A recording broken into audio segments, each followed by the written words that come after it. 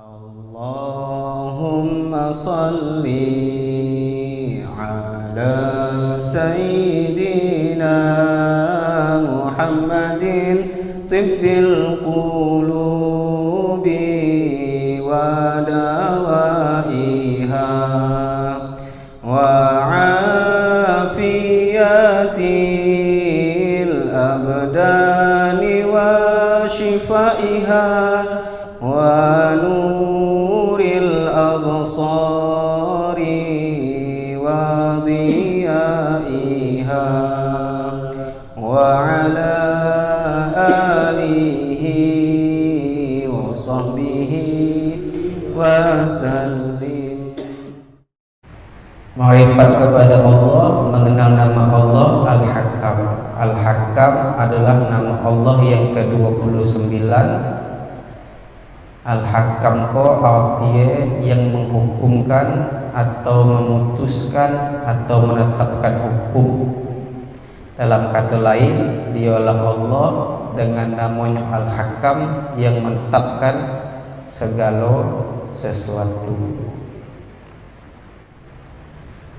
Dengan Al-Hakam Allah tadi menghukumkan dan memutuskan segala sesuatu dari makhluknya. Dan hukum serta keputusan Allah lebih tinggi juga, lebih mulia dari segala sesuatu, sehingga tidak ada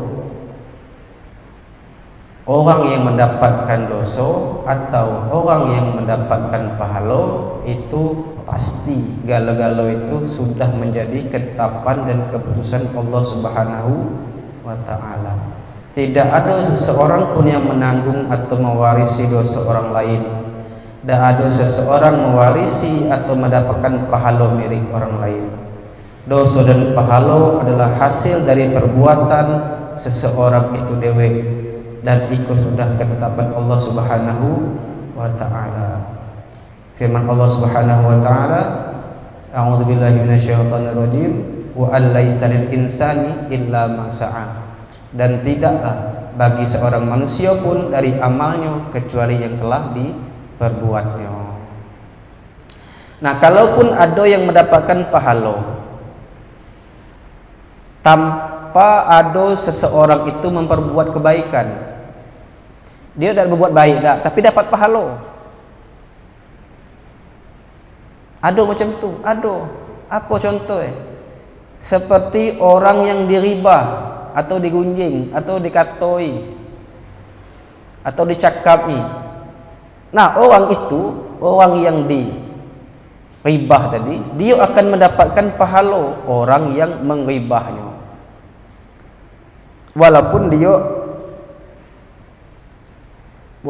itu kenyok hasil dari perbuatan dia.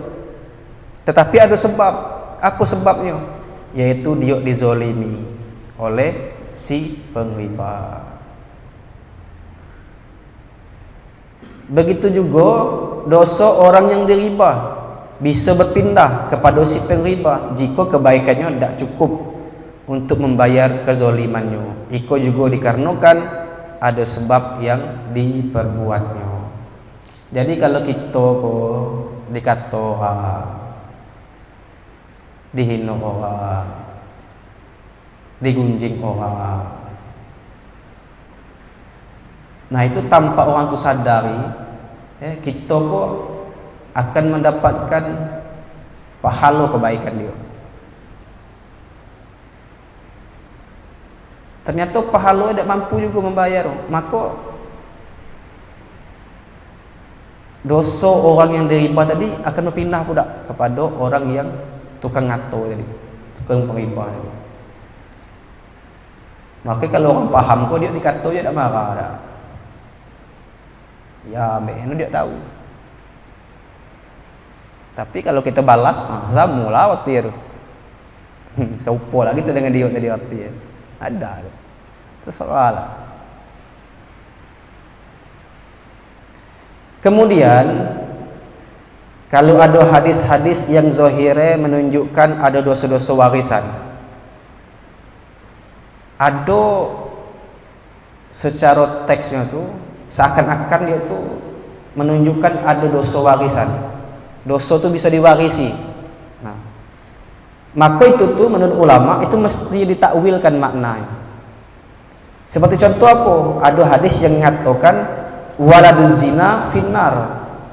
Anak zina itu, anak hasil dari perbuatan zina itu masuk neraka.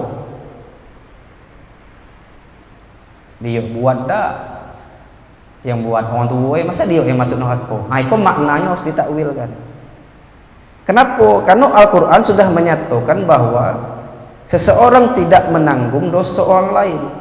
Maka hadis itu tidak bisa dipahami secara zahir maknanya, tetapi harus ditakwilkan. Apa?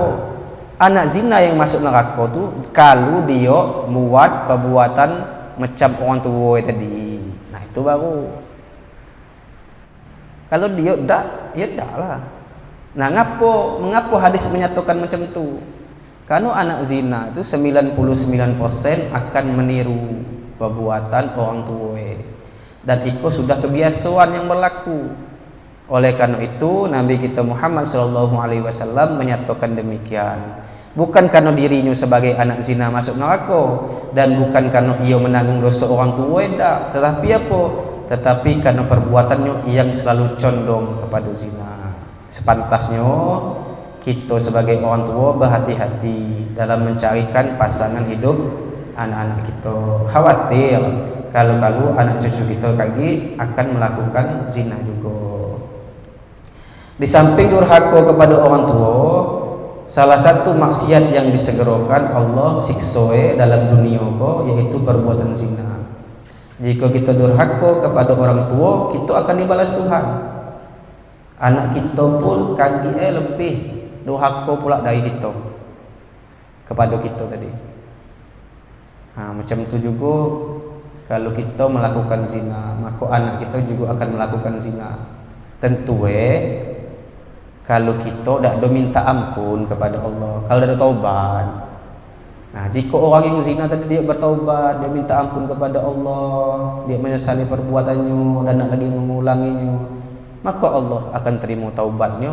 Tentu Allah akan mengampuni. Nah, itu maksudnya.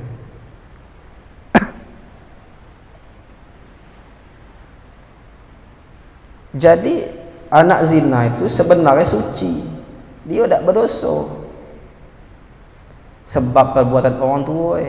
Cuman darah yang ngalir di tubuh tu yang menyebabkan dia condong kepada zina. Artinya tak gagalo anak zina tu masuk neraka jika ia dididik untuk selalu berbuat baik dan berusaha untuk menghindari zina, tidak menutup kemungkinan dia akan menjadi baik. Ngapa kebiasaan anak-anak waliullah dan orang-orang soleh itu masuk surga? Itu karena kenyok kanu ayai walinya atau kenyok kanu ayai orang solehnya.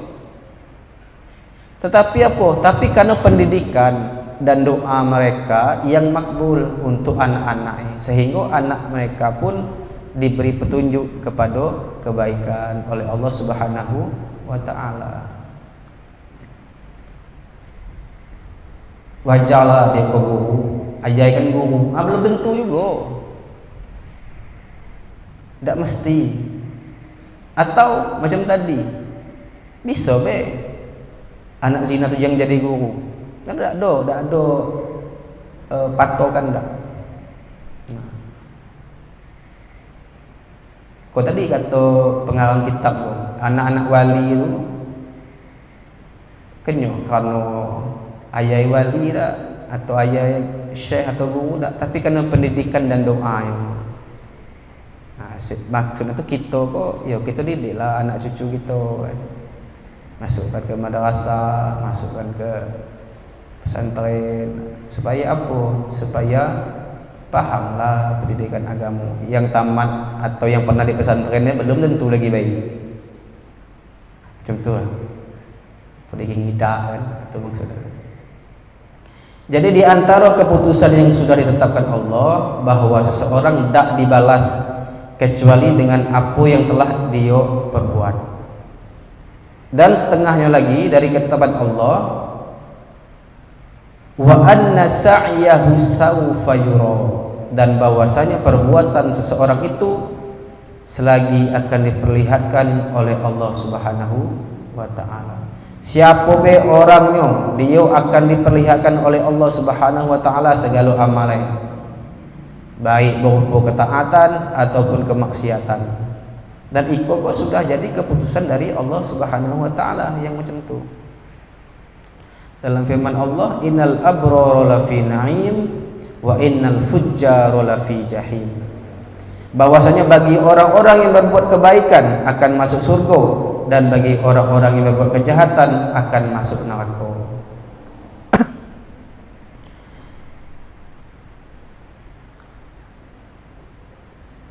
Dimasukkan Allah Subhanahu wa taala orang-orang yang jahat ke neraka dan orang-orang yang baik ke dalam surga, tak adalah wajib bagi Allah melakukannya, melainkan hanya karena anugerah dan keadilannya, dan demikian itu juga sudah keputusan dan ketetapannya. Allah menyebutkan orang yang baik, abrar, orang yang berbuat kebaikan akan masuk surga. Dan orang yang fujar atau orang yang buat jahat akan masuk neraka. Itu sudah disebutkan oleh Allah yang bernama Al-Hakam tadi, yang menetapkan hukuman. Nah, Allah kan Maha berkuasa, Maha berkehendak, bisa be orang kafir dimasukkannya ke surga. Itu dah ada ngaji sampai sudah namanya tu. Maka sampai ke Al-Hakam. Kenapa? Karena Allah sudah nyebutkan. Jadi kalau kamu nak masuk surga, buatlah baik. Jangan terbayang pula buat jahat nak masuk surga. Keinginan hati masuk surga tapi gawe ahli neraka, misalnya contoh. Orang jalan lewat Kaulu, dia lewat ke Ile orang misalnya. Ada ketemu lah. Tujuan kau di Ulu, lewat ke Ile. Ada bertemu namanya itu. Sesudah kita beriman dengan nama Allah Al-Hakam itu, maka akhlak kita dengan nama itu yaitu menempatkan hukum Allah di atas segala hukum yang ada di dunia. Kalau kita sudah yakin dalam hati kita, sudah beriman dalam hati kita bahwa Allah bernama Al-Hakam, yang menetapkan atau yang menghukumkan, maka harus ada akhlak yang kita lakukan. Apa tu? Menempatkan, memposisikan hukum Allah di atas segala hukum yang ada di dunia. Kalau di dunia ke banyak hukum kau nama ada hukum akal, ada hukum adat, ada banyak lagi hukum-hukum buatan manusia. Bagi orang yang beriman dengan nama Allah Al-Hakam, maka dia mesti mengutamakan hukum Allah di atas segala hukum buatan manusia. Misalnya ada adat, kebiasaan di kampung gitu. Ternyata kebiasaan atau adat tadi melanggar daripada hukum Allah. Maka kalau kita melakukannya, maka kita belum beriman kepada Allah bernama Al-Hakam. Tetapi kalau adat tadi atau kebiasaan tadi tidak ada menyalahi hukum Allah, bolehlah. Apa contohnya? Hukum adat yang tidak bertentangan dengan hukum Allah. Nah, macam di kampung kita lah, kalau ada yang kematian, kita berkumpul maco yasin, tahlil, apa nama, 1 hari, 2 hari, 3 hari misalnya kan, 40 hari sampailah haul setahun misalnya. Itu bolehlah. Kenapa? Karena tidak ada pertentangan dengan hukum Allah. Maka boleh be kita melakukannya, asalkan hukum adat itu tidak dianggap ibadah yang mesti dilakukan dan dipaksakan melaksanakannya. Jangan pula kita anggap itu wajib. Orang nak mampu buat sedekah, kita sebut pula itu wajib. Tambah sian nengok kan. Kemudian apa lagi? Adat bermaaf-maafan di hari raya misalnya. Nah, itu kan memang dianjurkan juga dalam agama. Tetapi teradatnya bersalaman antara laki-laki dengan perempuan yang bukan mahram, maka harus dihindarilah. Karena bertentangan dengan hukum Allah Subhanahu wa taala.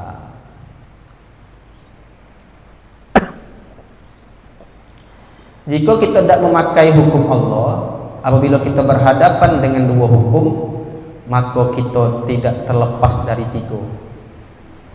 Karena kita menyampingkan hukum Allah. Kita berhadapan dengan dua hukum, maka kita tidak akan terlepas dari tiga hukum. Apa tu? Bisa jadi fasik atau fasik, bisa jadi zolim, atau bisa juga jadi kafir. Apa contohnya? Seperti hukum potong tangan bagi orang yang mencuri itu tuh hukum Allah.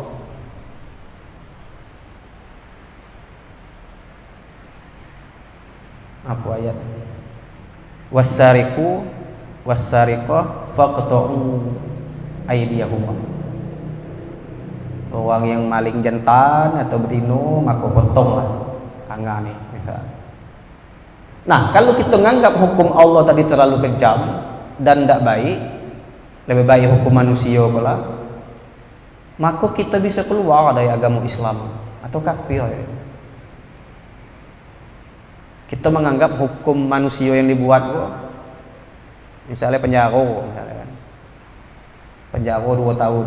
Nah, hukum penjara 2 tahun kok lebih elok daripada hukum buatan Tuhan tadi, yang faqta'u aydiyahuma, potong tangan tadi. Nah, itu bisa jadi kafir atau keluar dari agama Islam. Tetapi kalau kita yakin bahwa hukum Allah adalah yang terbaik, kita yakinlah hukum Allah tetap yang terbaik. Tetapi kita tidak menghukumkannya lantaran tidak sampai hati menjatuhkan hukuman itu, maka itu jadi fasik. Macam itu juga dengan hukum-hukum lainnya. Apa contohnya? Apa? Hukum bagi waris kok, faraid atau mawaris, pembagian harta warisan. Kita tidak boleh memakai warisan dengan tidak merujuk kepada hukum Allah. Misalnya seseorang tadi, seorang jantan meninggal. Nah, kemudian dati anak. Nah, itu berapa istri itu dapat? Nah, itu dalam hukum Allah disebut itu dapatnya 1/4. Kalau punya anak dapat 1/8, atau terbalik. Misalnya bini yang meninggal, berapa laki dapat? Kalau dati anak itu dapat setengah dari harta yang ditinggalkan tadi. Kalau ada anak 1/4. Nah, itu tuh sudah. Atau kalau anaknya sekok jantan, sekok betina, itu jantan dapat 2, betina dapat sekok ukurannya. Itu sudah ditetapkan oleh Allah Subhanahu wa taala. Tapi kalau kita menganggap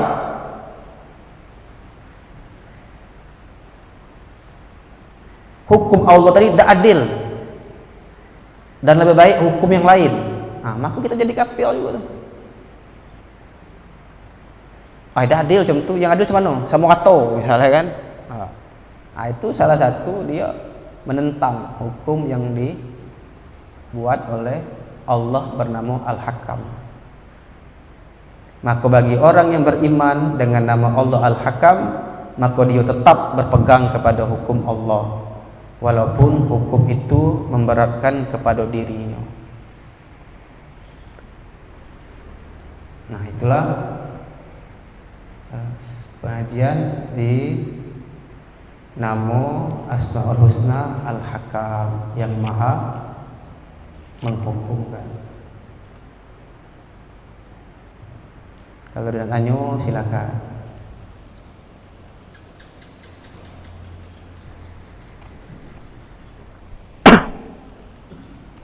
Jadi boleh tak kalau bagi barisan, bagi sama atau kan banyak macam tu ya. Nah, kan dia sama dulu tadi lah sepakat.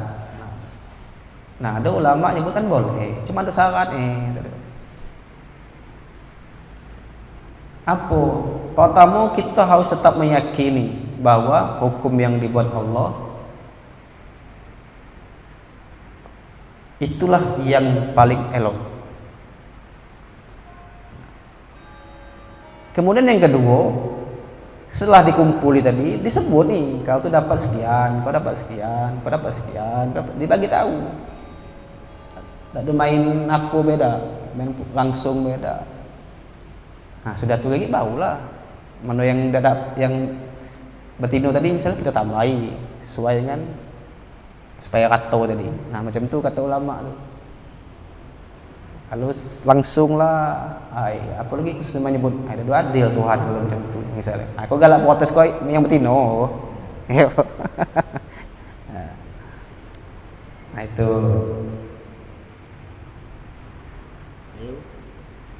Ya. Lalu macam pembidana gitu. Pembuatan tanah. Jadi gitu yang pertama sebelum gitu ada aturan tu lah ada di negara itu. Itu menyikapnya tu kan. Kita ada yang buat salah atau orang. Iya. Itu nanggungnya orang tu.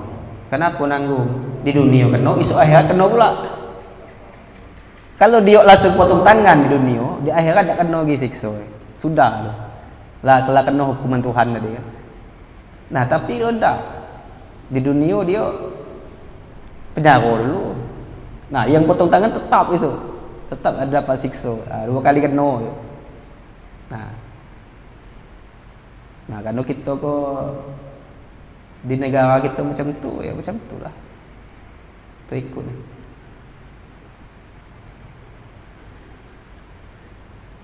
Tapi yang namakan pencuri kok profesi. Kayaknya orang baru pertama kali, apalagi maling tu darurat, nanti nak makan misalnya. Terpaksa itu itu dak. Kok dak profesinya lah. Gawe-nya lah. Itu yang faqatu aydiyahum. Macam tu juga misalnya ada ayat menyebutkan az-zaniyatu waz-zani fajlidu kulla wahidin minhuma mi'ata jaldah. Orang zina, orang pezina betino atau pezina jantan itu dicambuk. Kedua 100 cambukan. Nah, itu hukum yang sudah ditetapkan Allah Subhanahu wa taala. Ada dalam Al-Qur'an ayatnya. Nah, itu kena 2 kali itu. Kalau di dunia aku dia kena hukum penjara misalnya kan. Nah, esok kena pula hukum yang sudah ditentukan oleh Allah Subhanahu wa taala.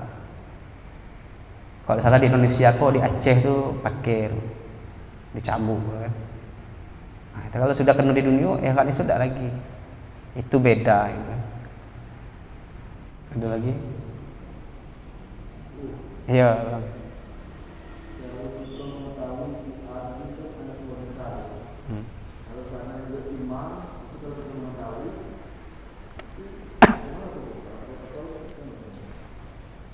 Tak apa-apa. Itu pengajian kita tadi, tidak ada salah anak tu tak. Sedikit pun tidak ada salah anak. Dan dosa orang tua dia tidak ada ngalir ada ke dia. Nah, dia jadi imam, jadi khutbah, jadi kiai, tidak ada masalah. Tak ada pengaruh tak ke hubungan dengan itu. Cuma yang kata hadis Nabi itu tadi, karena sedikit banyaknya ngalir darah kelakuan orang tua tadi. Maka kalau salah-salah didik, anak yang macam itu tuh akan buat juga. Kalau orang tua dah ada taubat, dah ada minta ampun, dah ada didik anaknya dengan baik, supaya dia lah buat ni. Itu kemungkinan besar 99% bakal macam tu juga. Cuma ternyata sudah dididik dengan elok, dididik dengan baik, kemudian jadi imam, jadi khotib, jadi kiai, dah masalah, tak ada apa-apa dah. Ayo.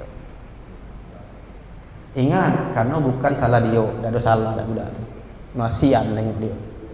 Dia ngapu-ngapu tidak, kena katoi kan. Apalagi bahasa kampung itu, ada enak yang ngandingnya.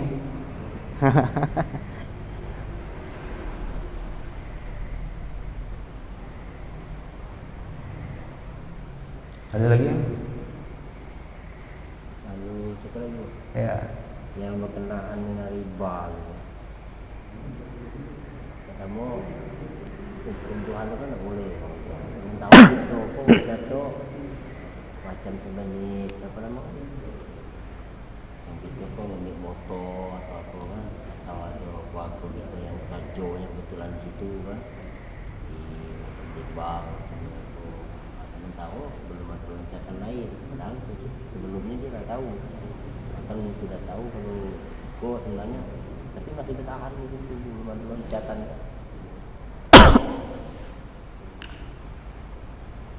Orang yang makan riba itu sama dengan dia ngajak berperang dengan Tuhan. Kemarin ada tuh penjelasan. Ada dua golongan orang yang seakan-akan tuh ngajak berperang dengan Tuhan. Orang yang makan riba dengan orang yang memusuhi para waliullah. Riba itu dilarangnya lah. Ada ayatnya. Wa ahallallahu al-bai'a wa harrama riba. Dihalalkan jual beli dan diharamkan riba. Pertanyaannya, riba itu apa? Nah, riba itu macam mana? Nah, kalau yang standar itu pakai syarat kan, minjem 1 juta, lagi malikan 1.200.000. Nah, itu riba. Jelas. Kalau suko sama suko, nah itu tidak ada pengaruh. Kini kok adalah ketetapan Allah. Kalau suko sama suko, nah zina itu suko sama suko. Kalau itu apa ini? Tidak ada paket, tidak ikut ketetapan Allah, bukan sukonya. Ada antar kita tidak. Sukonya adalah Allah. Allah suko beda. Kalau sudah dilarang, ya jangan buat. Nah, diteliti lagi apa riba. Kalau apalagi sekarang kini itu para ulama berbeda pendapat, apalagi masalah bank kan. Nah, tidak bisa kita mengharamkan bank, karena yang diharamkan itu bukan bank tapi riba. Ya. Nah, kacau kalau nyebut bank itu haram. Dalam duit itu ada kalau baca nih Bank Indonesia, berarti dipegang tuh haram lah kalau. Saya tidak macam itu dah. Ya. Nah, mana yang pakai riba, ayolah, jangan. Apalagi kini sudah ada syariah, bank syariah. Ikutlah itu, bank syariah Indonesia. Insya Allah lebih aman daripada riba.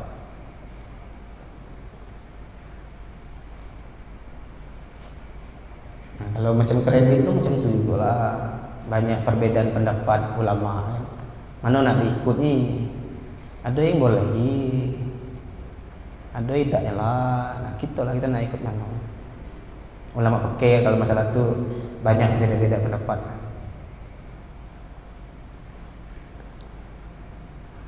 Ada kredit tidak dapat, tak bisa punya motor misalnya kan?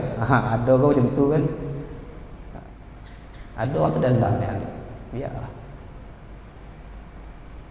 Dengan bawah, cuman kalau dengan nengok apa tu, bunga mana? Kalau yang rumah ni. Macam mana? Macam kredit rumah, jaga pandang, contoh kan? Memang kita duit. Memang banyak kita beli barang ya. Itu. Kita beli rumah. Ya. Untuk lebihnya kita tak tahu pihak bank tahu apa kan. Iya. Ada juga membolehkannya dalam keadaan darurat. Macam tu kan? Dalam keadaan darurat mesti jalan lain tidak ada ditemukan. Maka dia tentu ulama pakai ada juga membolehkan. Cuman ada kaidahnya pula. Ad-daruratu tubihul mahzurat. Darurat itu boleh membolehkan yang dilarang. Ada lagi sudah tu. Ad-daruratu tubihu biqadariha. Sekandarnya be. Sudah kau tadi darurat kok. Akhirnya kita pakai itu. Itu ginambu pula yang lain kan. Kayak isi oma tuh kalau. Nah, itu dah tuh keenaan namanya itu memang tuh. Misal di hari itu memang butuh apalah misalnya sesuatu tuh harus dengan tujuan lah. Kau tak bisa tidak. Nah kita pakailah dengan cara tadi karena darurat alasannya.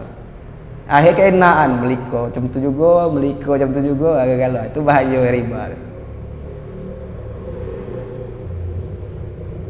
Mesti dihindari. Ingat. Nah, berperang dengan Tuhan, manalah bakal menang. Itu Tuhan bahasa.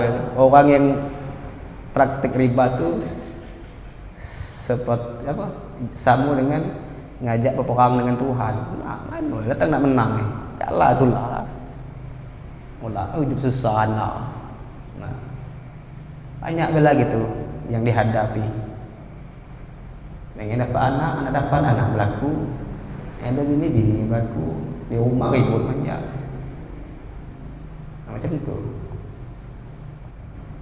Kalau masih ada dalam perjalanan selesaikan. Sudah sudahlah. Yang tu baik niatkan dalam hati gitu kan. Ada lagi?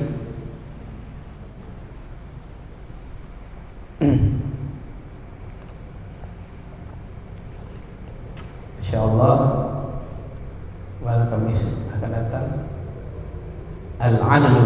Nah itu ada sambungannya, ada kaitannya. Yang maha adil. Jadi Al-Hakam tadi yang maha menghukumkan, itu lagi sambungannya adalah Al-Adlu, yang maha adil. Itu kita kaji. Jangan pakai pula ngomentari Tuhan, nyebut Tuhan ada adil. Tuhan pada dua adilnya misalnya kan. Nah, jangan. Insyaallah kita akan tahu. Wallahu subhanahu wa ta'ala a'la. A'udzu billahi minasyaitonir rajim. Bismillahirrahmanirrahim. Alhamdulillahirabbil alamin. Allahumma shalli wa sallim ala sayyidina Muhammadin al-basyiril mubashshiril mustafain.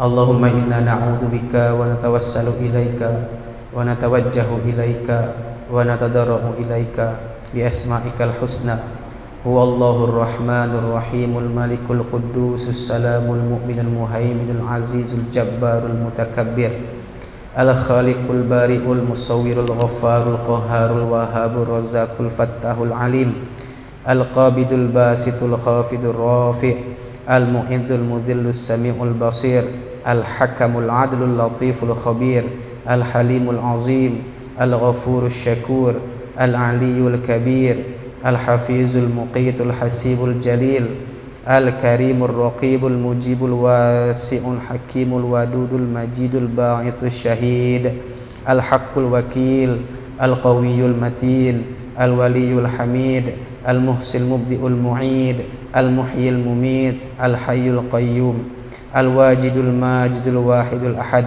الصمد القادر المقتدر المقدم المؤخر الأول الآخر الظاهر الباطن الوالي المتعالي البر التواب المنتقم العفو الرؤوف مالك الملك ذو الجلال والإكرام المقسط الجامع الغني المغني المانع الضر النافع النور الهادي البديع الباقي الوارث الرشيد الصبور اللهم انفعنا بما علمتنا وعلمنا ما ينفعنا ونسألك فهم النبيين وحفظ المرسلين وإلهام الملائكة المقربين وارزقنا بهداية العارفين ربنا آتنا في الدنيا حسنة وفي الآخرة حسنة وقنا عذاب النار وصلى الله وسلم عليه والحمد لله رب العالمين. Assalamualaikum warahmatullahi wabarakatuh.